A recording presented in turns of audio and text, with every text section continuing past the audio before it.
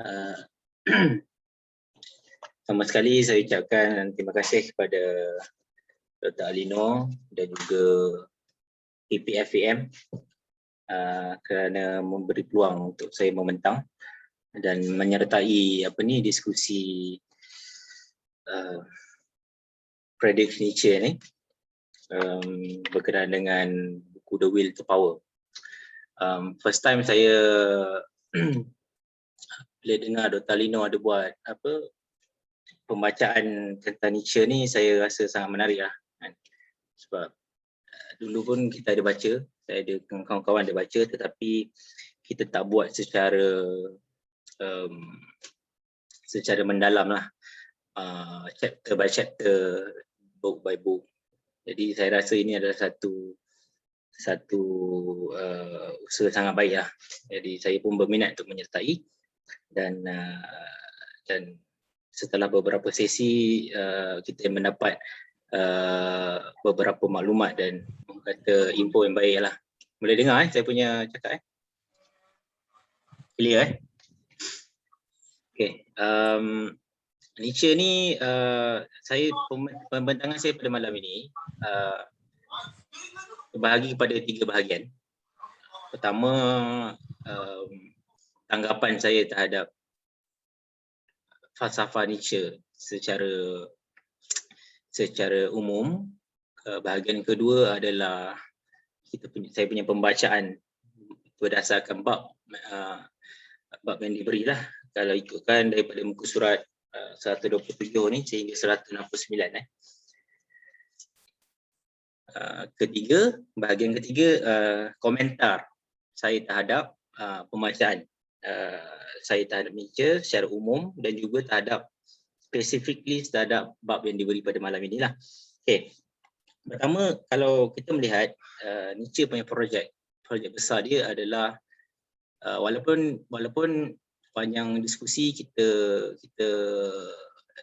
ketahui bahawa penulisan Nietzsche tidak sistematik. Okay? Tidak sistematik kerana beliau sendiri memang secara intentional, Nietzsche ni secara intentional cuba melawan cara penulisan dogmatik akademik. Sepanjang 10 tahun dia mengajar di University of Basel tu di Switzerland, memegang kerusi Chair of Philology dalam usia 24 tahun je.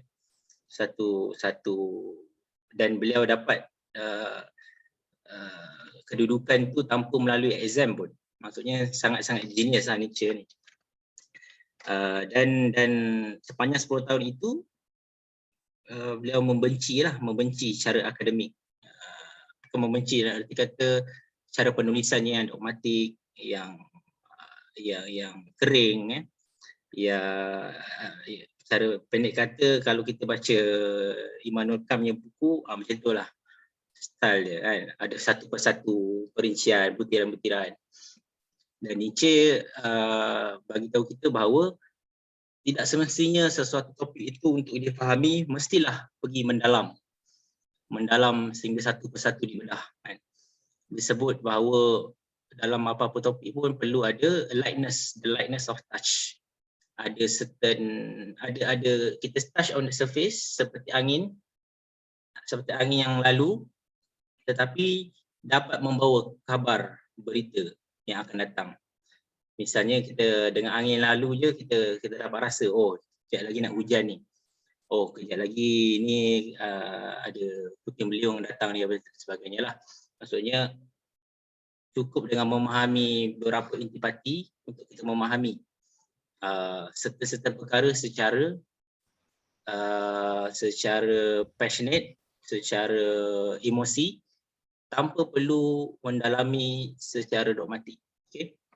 Dan projek Nietzsche kalau kita lihat secara umum, walaupun dia tidak menulis secara sistematik, tetapi hampir keseluruhannya dibuat sebagai kritik atau satu serangan ke atas morality. Tetapi serangan ini bukanlah serangan secara kesemuanya. Bukan Nietzsche bukannya menyerang moral secara keseluruhan, kan? Tetapi dia menyerang a specific type of morality, mainly Christian morality. Dalam masa yang sama juga, beliau extend criticism itu bukan sekadar mengkritik morality Christian, walaupun morality yang kita inherit, maksudnya yang Nietzsche tanggapi, orang-orang Eropah inherit morality mereka daripada Christian punya morality. Malah Nietzsche juga meluaskan kritikan terhadap morality secara umum, morality yang ditarik daripada metafizik. Jadi apa yang kita faham sebelum ni, beberapa diskusi sebelum ni, bahawa boleh wujud morality tanpa Tuhan. Okay. Christian morality adalah moral dengan Tuhan, dan walaupun quote and quote Nietzsche kata kita telah pun God is dead, Tuhan telah mati. Ini satu perkataan, satu ayat yang selalu orang quote, tapi kita selalu lupa yang kedua, ayat yang kedua. Itu kisah yang di satu particular perenggan dalam bukunya The Gay Science. The Gay Science itu tentang seorang orang gila yang datang ke pasar, dan dia memberitahu bahawa Tuhan telah mati, dan ayat kedua dia, dan kitalah yang telah membunuhnya. Itu ayat yang penting. Itu pertama. Kedua, bukan sahaja Tuhan telah mati dan kita telah membunuhnya, malah orang gila itu membawa kabar berita itu di hadapan orang-orang yang sudah tidak percaya Tuhan, di depan para etis. Bukan orang yang percaya Tuhan, malah orang-orang di pasar tu mengejek orang gila ni. Tuhan kau ke mana? Apakah dia seperti budak kecil? Ke mana dia menghilang? Mereka ni orang yang tak percaya Tuhan lah. Jadi projek kritikan moral Nietzsche ni bukan sekadar untuk mengatakan Tuhan telah mati, dalam arti kata agama tu tidak relevan. Malah lebih besar lagi, tanggapan kita terhadap moral itu, walaupun diambil daripada metafizik yang bukan daripada agama, masih mempunyai saki baki religious, saki baki metafizikal yang sangat berbahaya bagi Nietzsche. Berbahaya macam mana nanti kita pergi lebih jauh lah. Okay, jadi bagi Nietzsche, projek besar dia, Christian morality ni, ataupun morality yang diserang oleh Nietzsche ini adalah morality yang dibuat, morality yang dicipta untuk mengekang manusia. Morality yang dibuat untuk membenam manusia di dalam lumpur.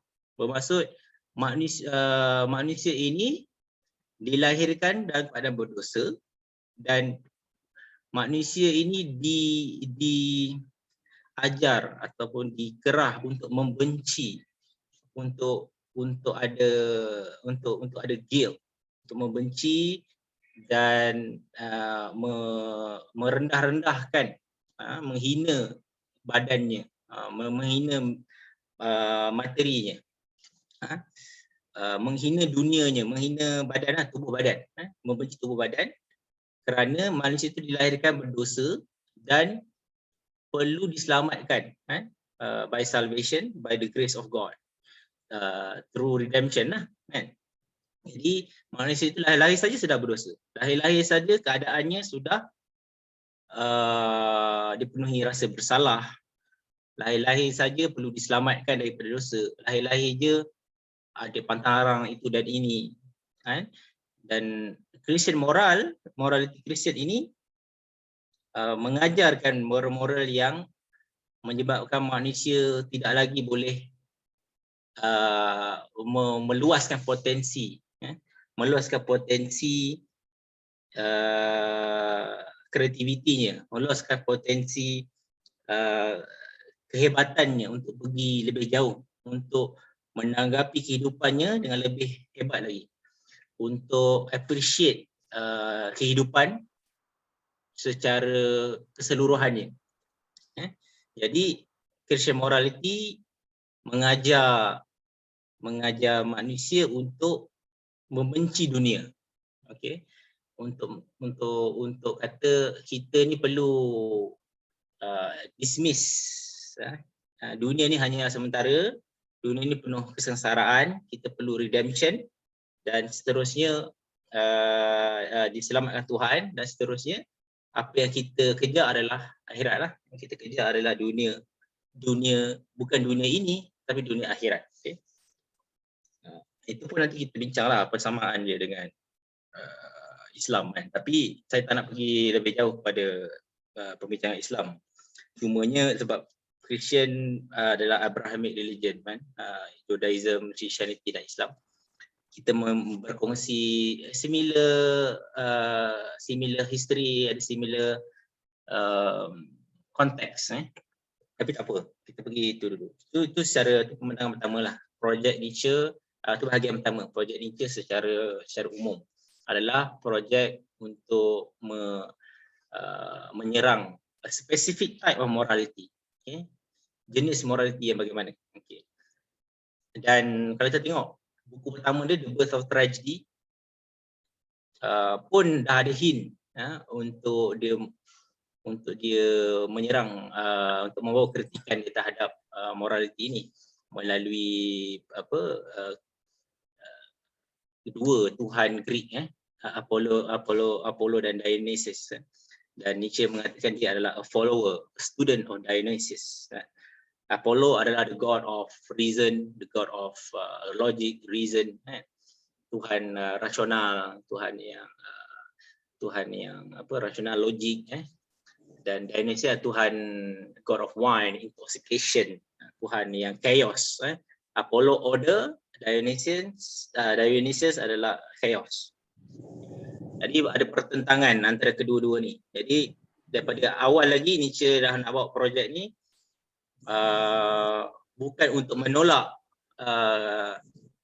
reason atau god of Apollo ni, Apollo god ni secara mutlak, tapi macam mana nak mencari kesinambungan antara keduanya. The fusion between Apollonian ideals dengan Dionysian ideals. Okay.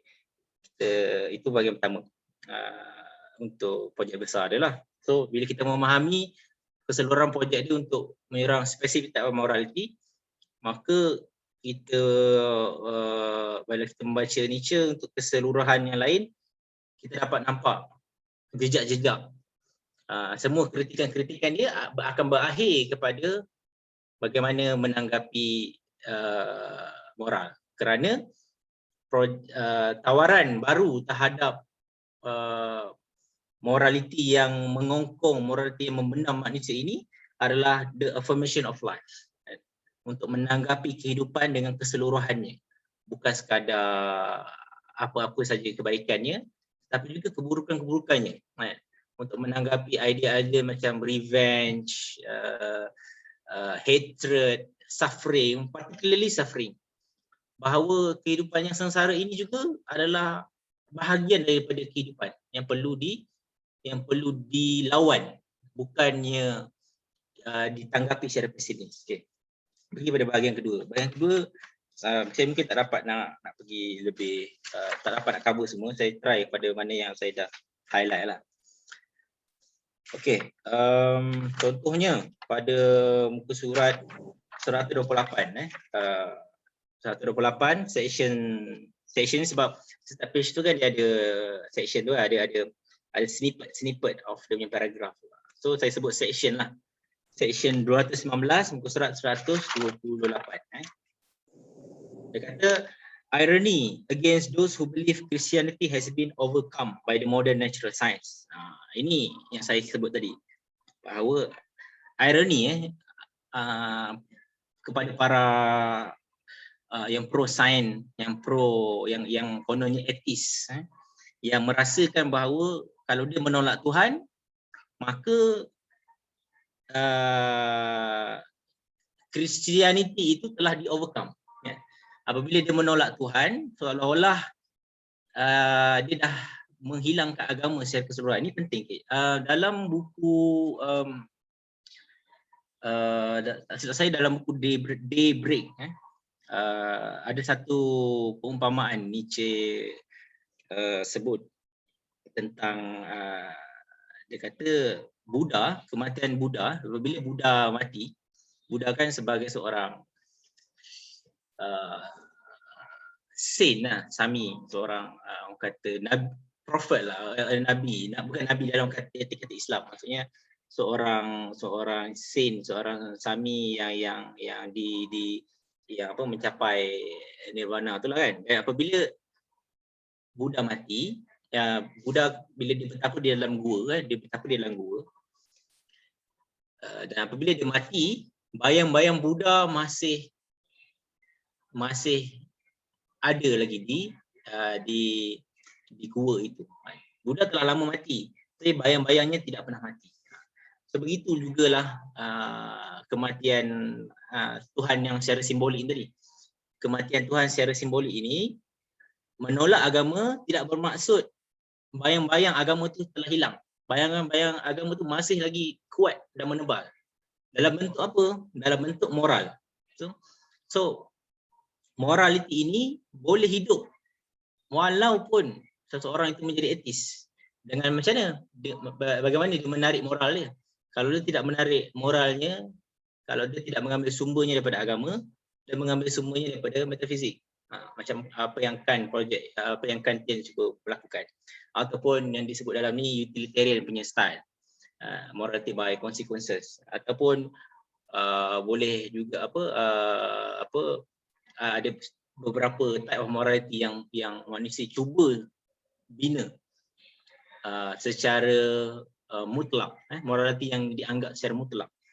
Macam projek Kant, macam mana contohnya kita nak establish apa yang kita kata baik dan buruk itu adalah salah satu kriteria dia, ia mestilah universal. Misalnya bunuh orang. Bunuh orang ni baik atau buruk? Apakah dia bermoral atau tidak bermoral? Nak tentukan morality membunuh ini mestilah ditentukan dalam banyak-banyak perkara lah, kan? Salah satunya adalah universality of the action tu tadi. Kalau untuk establish dia sebagai moral, mestilah kita boleh establish dia tidak boleh membunuh walau apa keadaan sekalipun. Sama dengan menipu, tidak boleh menipu dalam apa keadaan sekalipun.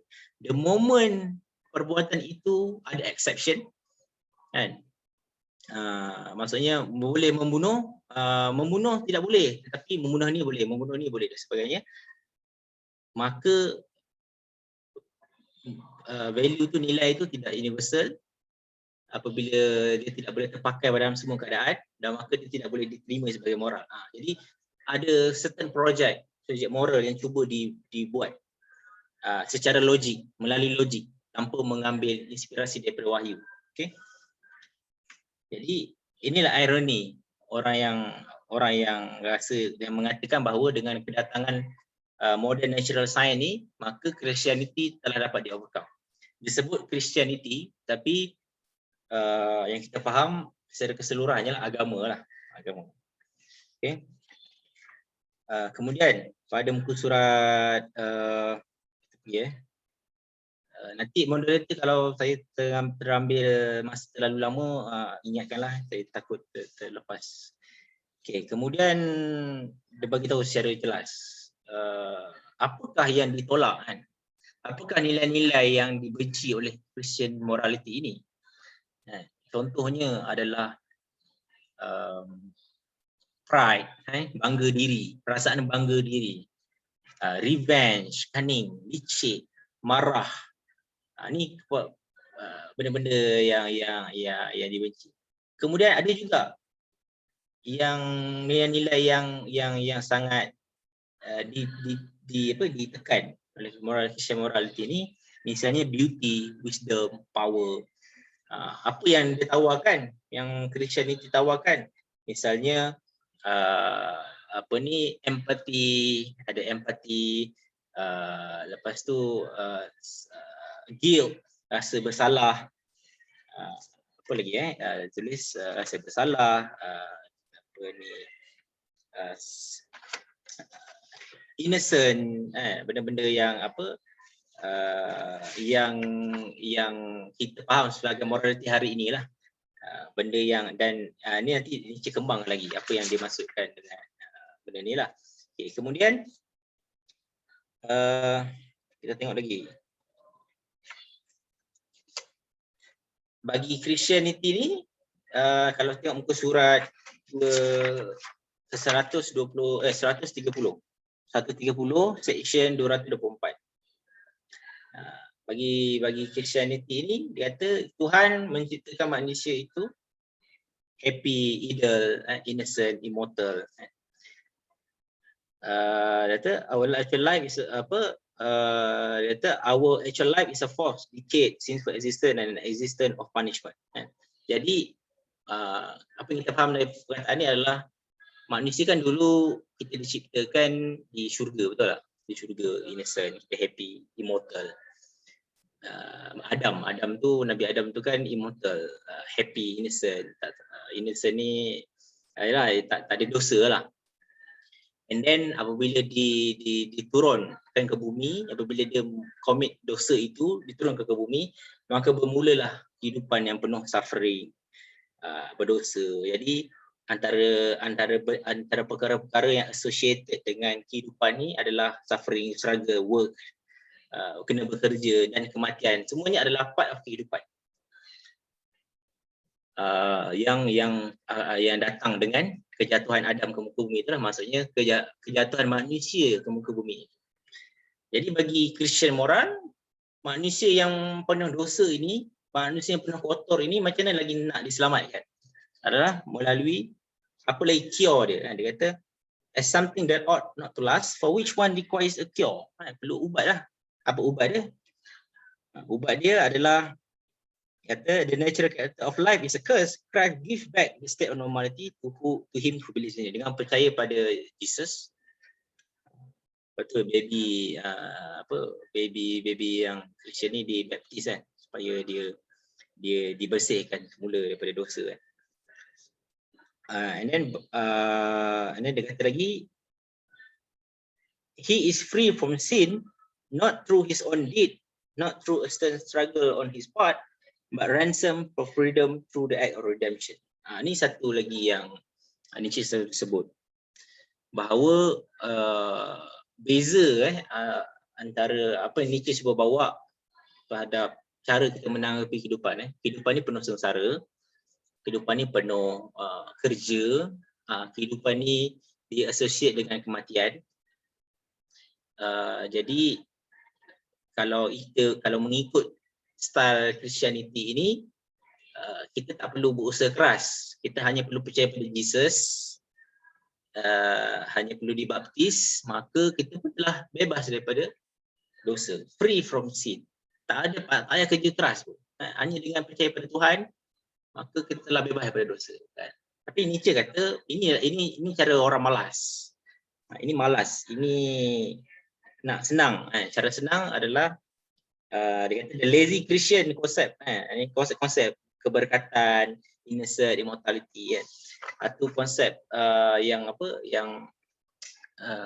satu redemption yang malas lah, yang hanya dengan percaya pada certain ideals Christianity, dengan percaya pada Jesus melalui redemption tu tadi lah. Bagi Nietzsche, kehidupan perlu ditanggapi dengan head on. Kita perlu menerima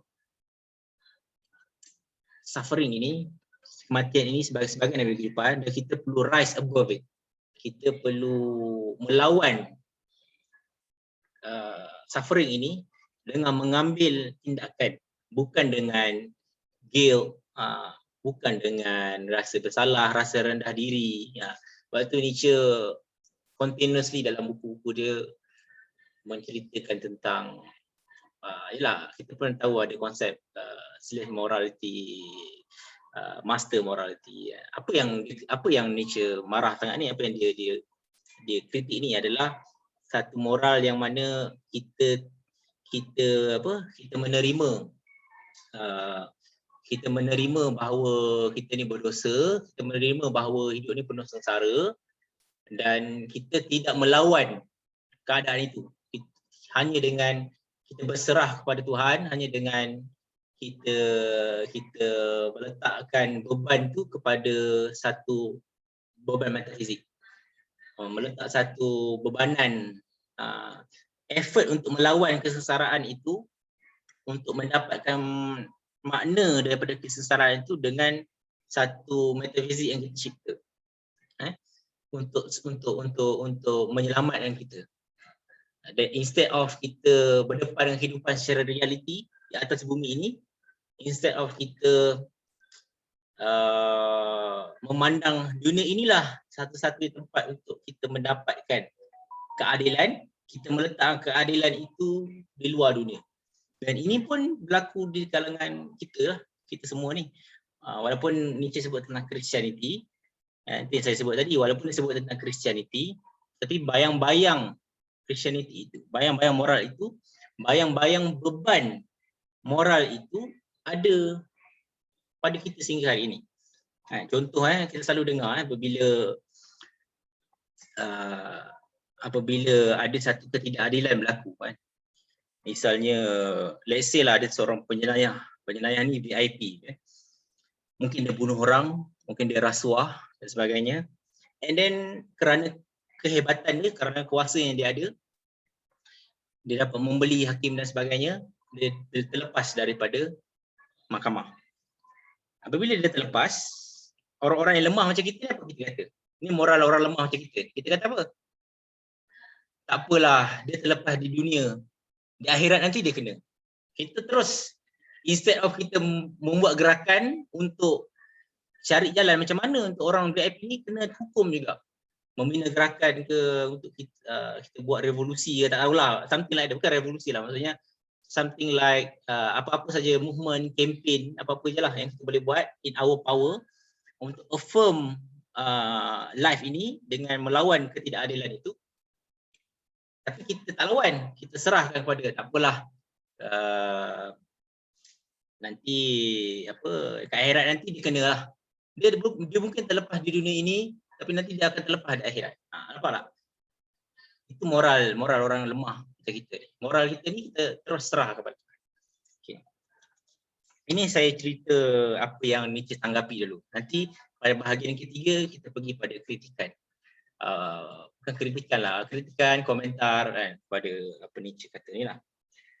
And then disebut lagi pada muka surat 131, section 227, the systematic reduction of all bodily feelings to moral values. Illness is considered as morally conditioned. Ini pun satu juga fenomena yang kita boleh relate. Apabila betapa morality Christian ini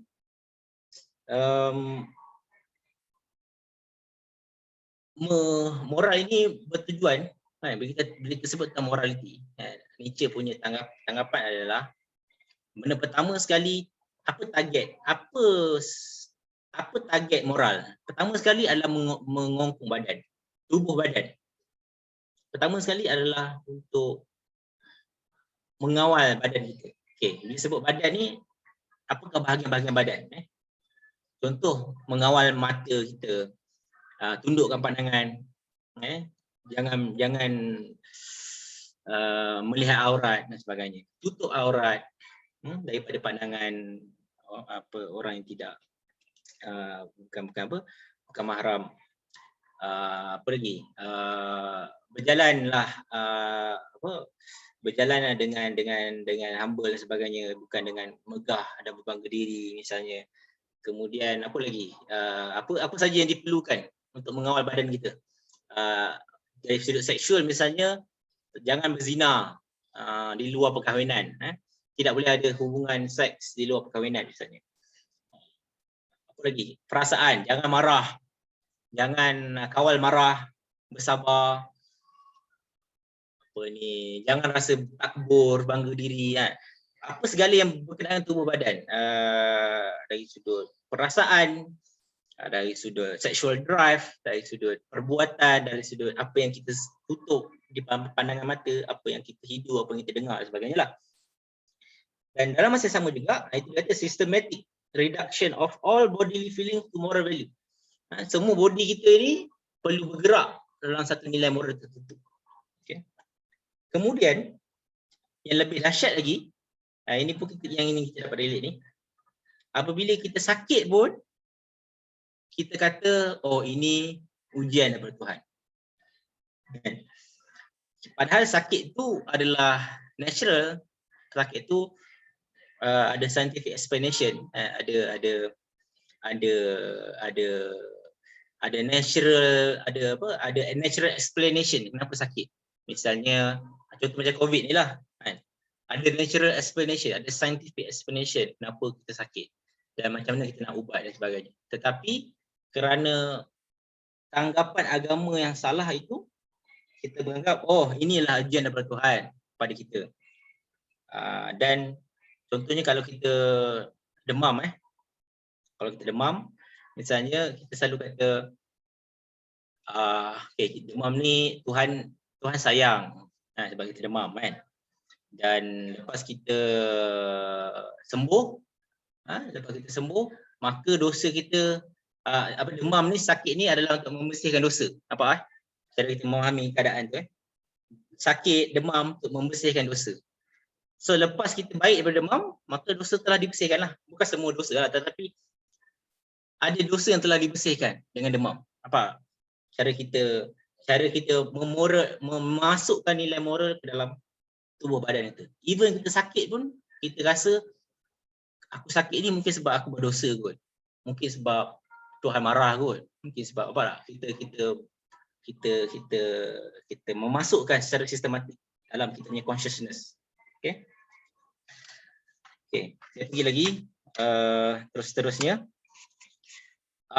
Dalam muka surat ni pun, muka surat seterusnya 132. Nietzsche sebut, Christian prove himself to be an exaggerated form of self-control. Ini dia. Exaggerated form of self-control. In order to restrain his desire, he seems to find it necessary to extirpate or crucify them. Maksudnya bagaimana agama ni mengawal kita punya desire dan kalau boleh buang, habiskan terusan. Mungkin misalnya praktis Christian kan, kalau paderi itu tak boleh berkahwin dan sebagainya kan. Tu lagi ekstrim lah. Dia tak boleh berkahwin tapi walaupun dia tak boleh berkahwin tu nampak seperti antara salah satu cara untuk mengawal nafsu dia, desire dia. Tetapi kalau mengikut Francis Fukuyama dalam buku The Origin of Political Order, itu ada political punya sebab juga kenapa Kristian ni menjadi celibate, orang yang tak berkahwin dan tak engage in hubungan seks kan. Kerana ada salah satu sebab politiknya adalah untuk supaya church ni tidak dapat diwarisi kepada anak-anak. Kerana apabila sesuatu kuasa politik itu boleh diwarisi kepada generasi seterusnya oleh keluarga, maka akan berlaku yang corruption di dalam church. Itu adalah satu reformation yang dibuat. Saya tak ingat siapa nama Christian punya tokoh tu yang membuat satu reformation tu supaya ada celibacy dalam Christian untuk halang dia daripada inherit harta yang dikumpul di dalam church lah. Okay, itu bahagian lain. Tapi nak cerita tentang exaggerated form of self control. Okay. Okay, kita pergi seterusnya. Dunia materi guilt, redemption, okay, ni dah sebut. Lepas tu adanya dalam muka surat 135. 135. Disebut oleh Nietzsche 135 section 234. The bite of conscience. Sign that the character is not equal to the deed. Okay. Bite of conscience ni tak tahulah nak translate dalam Melayu macam ni kan. Satu jentikan. Bite ni ialah dalam literal ni kita kata gigitan lah, tapi contextually dia nak bagi tahu satu jentikan kesedaran, satu selalu orang kata sentap lah kan, masa sentap yang menyentap consciousness kita, kesedaran kita bahawa kita ni tak worthy, kita ni tidak layak, kerja kita ni tidak layak dengan nilai kerja itu tidak layak dengan nilai. Maksudnya contoh macam ni, contohnya bila kita buat kebaikan,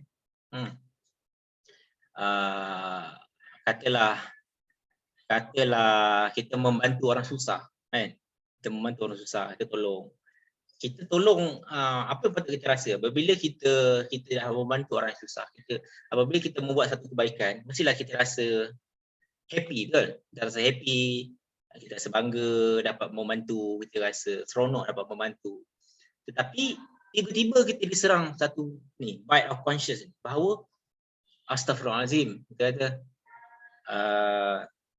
riaknya aku kan, kita tiba-tiba rasa bersalah kan, kita dah bantu orang ni, tiba-tiba kita terasa alamak, riaknya aku sebab bantu dia. Dalam pada kita buat kebaikan pun, kita tiba-tiba kita menyalahkan diri kita. Alamak, aku teriak pula dalam bagi buat kebaikan. Alamak, aku tak layak untuk dapat pujian, ataupun aku tidak layak untuk merasa gembira dengan perbuatan aku ni kerana kemungkinan aku riak, kemungkinan aku berdosa dan sebagainya lah. Jadi ini yang Nietzsche sebut pada muka surat seterusnya, section 235 ni, against remorse, against rasa bersalah tadi. Dia kata, I do not like this kind of cowardice towards one's own deeds. Ni Nietzsche kata pengecut lah kan? Kau dah buat satu benda yang baik, and then kau tarik diri balik, kau macam kau takut-takut, kau riak, takut-takut kau ni. Ini satu tindakan pengecut, kata Nietzsche, yang mana engkau tiba-tiba rasa bersalah dan malu pula dengan buat perbuatan baik. Okay. Kemudian seterusnya, ni penting. Muka surat yang sama juga, muka surat 136 tu tadi, section 235 tu, dia kata, in any particular case, we will allow that an act could easily have been spared us, but circumstances favor it. Which of us, if favored by circumstances, would not have gone through the entire gamut of crime? Ini salah satu pendapat Nietzsche yang striking, yang penting untuk kita garap, iaitu dia kata ada beberapa kes di mana apabila kita terlalu mengagungkan moraliti ini, kita meletakkan satu batas, satu idea yang ideal tentang moral, and then kita sangka kita semua secara universal perlu beriman dengan moral itu, perlu percaya pada moral itu. Tetapi dia kata ada beberapa tindakan yang kadang-kadang tindakan itu mungkin dilihat tidak bermoral bagi kita. Berdasarkan standard moral kita ni itu tidak bermoral, tetapi dia kata circumstances favor it. Keadaan tertentu itu membenarkan bukan dalam erti moral, maksudnya membolehkan benda itu terjadi. Contoh kalau kita kata tidak boleh membunuh walau apa keadaan sekalipun, membunuh adalah salah, perbuatan tidak bermoral. Tetapi ada satu keadaan di mana kita terpaksa self defense. Orang rompak kita, orang nak mengancam nyawa kita, dan kita terpaksa bunuh. Kita terpaksa bunuh dia. Maka keadaan itu favored. Keadaan itu telah menyebabkan dia, bukan saja orang sesiapa pun, tetapi malah semua daripada kita, kalaulah kita duduk dalam keadaan itu, kita akan buat benda yang sama. Kita boleh cakap lah, oh kau ni mana boleh bunuh orang, dia tu memang nak merompak kau, tapi at least kau tak payahlah bunuh, at least kau cocok jari dia ke, at least kau ikat dia ke kan, Memanglah dia nak rompak, dia masuk rumah kau nak rompak, tapi at least kau boleh tumbuk dia ke, ikat dekat tiang, tak payahlah sampai bunuh. Kita boleh cakap lah. Kita boleh cakap sebab bukan kita yang kena. Tapi kalau keadaan tu kena pada kita, kemungkinan kita akan buat benda sama. Mungkin in self defense kita terbunuh ke apa sebagainya lah. Kemudian saya suka ambil ayat ini dalam ni dah pukul apa dah dalam 844 okey, dalam kita tengok cerita Batman Batman.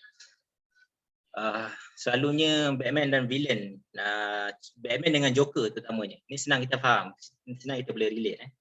Batman dalam Nolan, saya tak ambil Batman universe dalam universe DC secara keseluruhan. Batman Nolan dalam Batman Nolan ataupun Batman yang kebanyakan orang tahu, Batman ni tidak membunuh, betul? Batman ni punya morality Batman ni, dia kata aku macam mana pun, walau macam mana jahat pun Joker tu, aku tangkap dia, aku takkan bunuh dia. Joker ni dah bunuh ramai orang dah. Joker ni kalau dia terlepas dia bunuh orang. Tapi Batman ni, dia tangkap Joker, dia masuk dalam penjara. Masuk dalam mental institution. Dia bermati-matian mempertahankan moral dia, walaupun ada keadaan-keadaan tertentu yang membolehkan dia membunuh Joker, tapi dia tak nak bunuh. Kerana bagi Batman, kalaulah aku bunuh Joker, penjenayah Joker ni, apa beza aku dengan Joker? Itu moral Batman.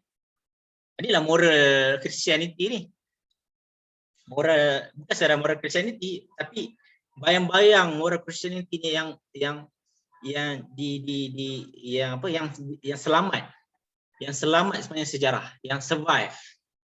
Baki-baki Christian morality yang disebut di Nietzsche ni, di mana kita letakkan satu moral itu yang absolute, kita letak secara unconditional, moral yang tidak ada condition untuk dilanggar. Ini yang bermasalah lah.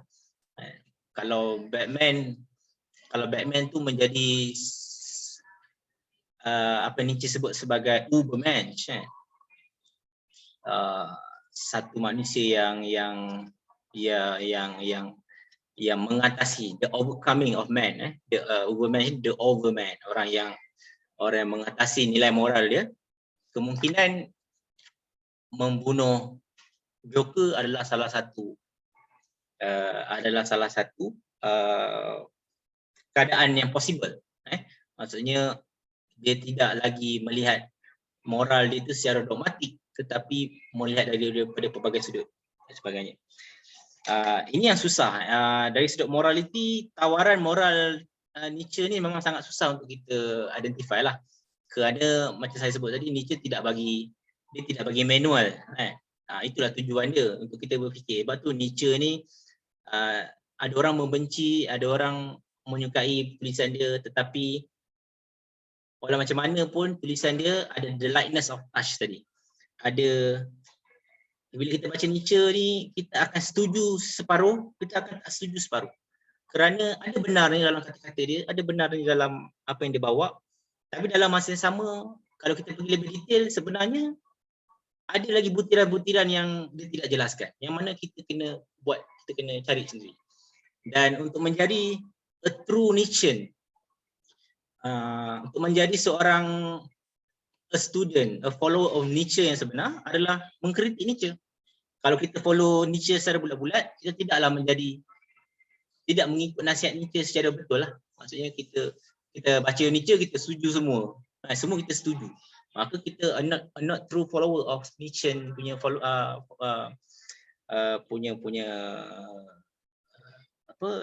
lah. Bukan follower pemikiran Nietzsche secara sesungguhnya. Kerana dengan mengikut Nietzsche, dengan menjadi student of Nietzsche, kita mengkritik juga projek Nietzsche. Okay. Dah nak dekat sejam. Dah 8:48. Okay, saya pergi kepada yang penting sikit. Saya again tadi. Okay, ada saya kena cari. Okay, ada di dalam bab yang saya baca ni. Nietzsche sebut tentang mana Okay. Saya tak jumpa. Okay, tak apa. Dia ada sebut tentang kritikan Nietzsche terhadap Kristianiti bukanlah kritikan secara general, bukan secara mutlak, maksudnya bukan menolak Kristianiti secara total. Okay? Dan Nietzsche beritahu, dia kata dia bukan berminat. Ini yang selalu etis salah faham. Selalu etis yang baca Nietzsche ni, selalu dia baca Nietzsche sebab dia menolak Tuhan, jadi dia baca Nietzsche, jadi dia kata betul lah, Nietzsche kata Tuhan telah mati, agama ni dah tak relevan dan sebagainya. Dia bermudah-mudah dengan pembacaan dia. Dia take for granted. Apabila Nietzsche mengkritik moral through Christianity, melalui Christianity, dia tidak berminat, dia tidak berminat dengan agama ni betul tak betul. Dia tidak berminat dengan sama ada agama ni benar atau tak benar. Memang betul dia ada bagi kritik tentang, dia mengkritik tentang metafizik, dia mengkritik tentang kebenaran mutlak yang diklaim. Kan agama bukan sekadar agama, malah rasionalisme, kebanyakan filosofer sejak Socrates dan Plato menawarkan satu falsafah yang bahawa adanya satu kebenaran mutlak. Adanya satu kebenaran mutlak yang kita boleh pegang. Kalau agama ada sumber daripada Tuhan lah. Kalau bukan agama, sumber daripada rasional dan logik. Tapi Nietzsche, dia tidak berminat dengan, dalam masa sama dia ada buat kritikan terhadap itu. Tetapi projek dia bukan untuk menjadikan kita etis tak etis. Tapi projek dia yang lebih besar, yang lebih mendalam adalah mengkritik moral yang tadi. Jadi agama itu benar tak benar, itu soal yang paling bawah. Benar tak benar, agama ni boleh dibuktikan ke tidak boleh dibuktikan ke, ini soalan etis yang etis selalu suka. Dia suka cari, dia suka involve dalam perdebatan ini. Perdebatan Tuhan wujud tak wujud. Bukan, Nietzsche tak berminat dengan Tuhan wujud tak wujud ni. Dia berminat dengan perbahasan apakah kesan moraliti agama ini melalui Kristian ini, apakah kesan dia terhadap manusia. Ini yang dia concern. Kesan Christian morality terhadap manusia adalah manusia membenci tubuh badannya. Manusia mengawal tubuh badannya, mengongkong tubuh badannya, tidak mahu melawan, tidak mahu affirm life, tidak mahu menegaskan kehidupannya, tidak mahu melawan dalam dunia ini dan menyerahkan perjuangannya itu, tuntutan dia terhadap keadilan itu ke dunia lain, dunia akhirat lah. Itu concern Nietzsche. Bukannya pada agama ni benar tak benar, agama ni dapat dibuktikan atau tidak dibuktikan. Concern dia adalah efek morality itu kepada kita. Okay, jadi untuk saya conclude, jadi ini pergi ke bahagian ketiga. Bahagian ketiga ialah komentar saya secara general terhadap projek ini. Dalam pada Nietzsche mengkritik moral ini, bagi saya dalam agama memang betul ada interpretasi agama yang menolak kehidupan. Interpretasi agama yang ekstrim menolak kita menolak kita untuk celebrate life. Tetapi ada juga interpretasi agama yang mengajak kita untuk celebrate life dalam masa sama, bukan sekadar celebrate kehidupan kita, tetapi juga untuk kita care for one another, untuk kita jaga jiran tetangga kita, melihat kalau Christian kata love thy neighbor kan. Kalau kita pun, saya selalu ingat dalam lagu Mastika tu, lagu Sendu dan Sendawa, Mastika, saya suka favorite lagu tu. Sebab apa? Dia sebut tentang kemanusiaan tu. Dia kata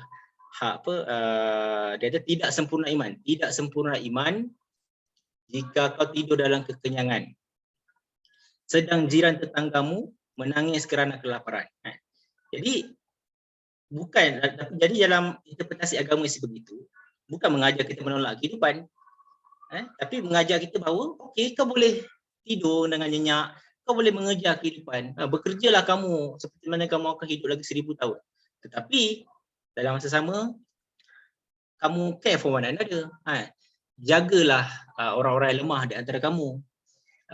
Janganlah kamu merosakkan alam, janganlah kamu begitu dan begini.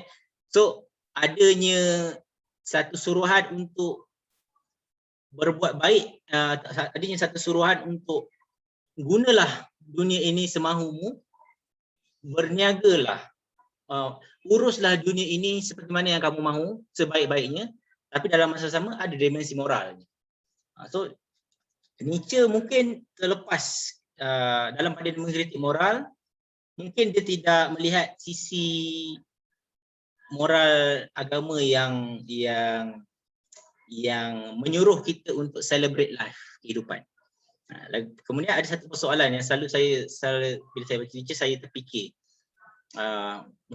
mungkin itulah saya pun tak sempat untuk menulis tentang itu, tapi menarik untuk kita sambil fikirkan. Sebab contoh bila kita nak tanya tentang celebration of life ni, Nietzsche selalu sebut supaya kita menggunakan seluruh kapasiti tubuh kita. Misalnya kita embrace, memang kita ni orang manusia ni dia ada sexual drive, dia ada emotional drive, dia ada nafsu. Nafsu ni macam-macam lah, nafsu makan, nafsu seks, nafsu untuk apa-apa kan. Tapi dia suruh kita celebrate benda tu, bukannya mengekang. Okay, contoh saya ambil contoh orang yang saya selalu ambil contoh orang fitness, orang yang nak menjaga badan. Ini contoh. Orang yang menjaga badan, seseorang yang nak menjaga badannya, dia perlu melalui satu disiplin yang tinggi, betul. Dia kena jaga makan. Dia tak boleh makan itu, tak boleh makan gula, tak boleh makan garam, tak boleh makan itu, tak boleh makan ini, kena makan sayur, kena protein dan sebagainya. Dia melalui disiplin yang kuat untuk kuruskan badan dan shape badan. Dia kena workout dan sebagainya lah. Apakah itu bukan celebration of life? Apakah itu bukan celebration of life? Apakah orang yang celebrate life tu adalah orang yang dia tak jaga pun makan dia? Dia tak kawal makanan dia. Dia tak adalah kata tak nak makan garam, tak nak makan gula. Dia makan semua benda. Dia celebrate ni apa sebenarnya? Dia menyambut kehidupan dia. Apa saja yang sedap dia makan. Sampai dia tak jaga makan dia, sampai dia sakit, jatuh sakit. Apakah ini sebuah celebration of life? Jadi bagi saya, kehidupan itu memang perlu ada satu disiplin. Sama ada disiplin tu agama ke, disiplin itu fitness regime ke, sama ada disiplin itu work ethics ke, masih ada satu disiplin yang mengekang kita, membataskan kita untuk menjadikan kita lebih baik. Bukan untuk mengongkong kita, tetapi disiplin itu contoh macam fitness tadilah. Dia menjaga makan, nampak macam dia tak celebrate life kan. Kalau orang kata kau ni tak ada life ke, makan salad je, makan telur je, kau tak ada life lah kan. Kau ni orang makan coklat, aiskrim, kau tak ada life lah. Tapi apakah betul dia tak ada life? Dia disiplin dengan diri dia 2 tahun untuk jaga makanan, and then dia come out stronger, badan lebih sihat, lebih cantik dan sebagainya kan? Dengan disiplin dia tadi. Okay. Ada soalan ni daripada chat ni. Ni last saya jawab, saya rasa dah lebih masa ni. Moderator okey ke saya jawab soalan ni? Salam soalan, kenapa boleh je. Boleh Okay. Soalan kenapa Nietzsche mengkritik moral Kristian? Okey. Mungkin dari Shano baru masuk tadi. Okey, tak apa. Saya jelaskan lagi. Nietzsche mengkritik moral Kristian kerana moral Kristian ini mengongkong manusia, memenjarakan manusia dan menyebabkan manusia membenci tubuh badan dia yang natural, membenci desire dia. Dia tak sebut, dia ada sebut sometime dalam tulisan dia hate towards his body, tapi saya terjemah ke benci, tapi dia bukan benci dan kata benci, dia panggil dia sebut kadang-kadang dia guna perkataan hatred, kadang-kadang dia guna perkataan despise, kadang-kadang dia guna, tapi lebih kepada kita ni jijik dengan kita punya natural instinct. Moral Christian mengajar kita supaya berjaga-jaga, berhati-hati, jijik, benci dengan kita punya natural instinct. Kita berhati-hati. Kita ni natural instinct kita apa? Contoh marah, kita ada nafsu kan, kita ada nafsu makan ke, nafsu seks ke.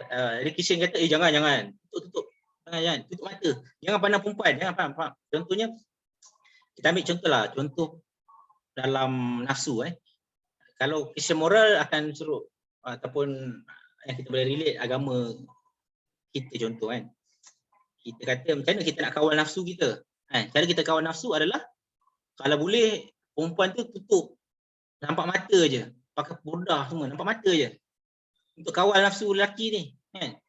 Ataupun kemudiannya perempuan tak boleh, suara perempuan aurat, perempuan tak boleh menyanyi, perempuan tak boleh menari, pergerakan tubuh badan perempuan nanti kalau dia gerak, dia menari sikit-sikit, nanti aurat, hati lelaki bernafsu, dia mengontrol semua tu. Dan lelaki juga akan tundukkan pandangan. So bagi nature, instead of kita buat benda ni, why not kita affirm life. Okay, tak apa, katalah aku tengok perempuan bogel pun depan aku still beriman. Why not? Itu barulah moral yang hebat. Kalau perempuan tu bogel depan kita pun, kita kata, aku masih beriman pada Allah. Aku tidak gentar, aku tidak terpesona. Macam tu. Maksudnya, itu baru hebat. Ini kita nak suruh perempuan tu selubung, tutup semua. Jangan bagi aku tengok. Aku tak nak tengok. Nanti aku jangan upload gambar dekat Instagram. Nanti aku bernafsu.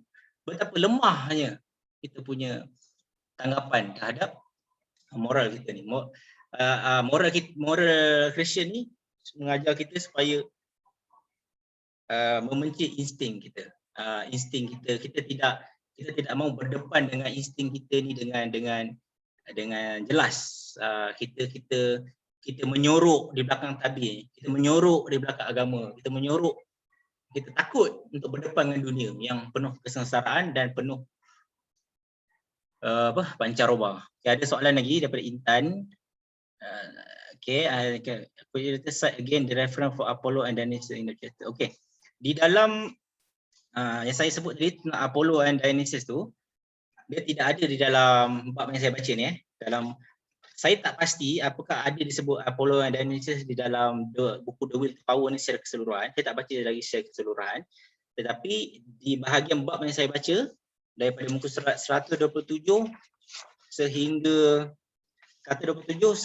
169 ni, dia tidak ada sebut tentang Apollo and Dionysus, tetapi saya sebut Apollo and Dionysus ini di dalam buku dia yang pertama, iaitu The Birth of Tragedy. Dalam The Birth of Tragedy, saya rasa ni syurah, saya pun belum habis baca, saya pun sedang membaca The Birth of Tragedy sebab Will to Power ni, kita tengok Will to Power ni adalah buku antara buku Nietzsche yang terakhir.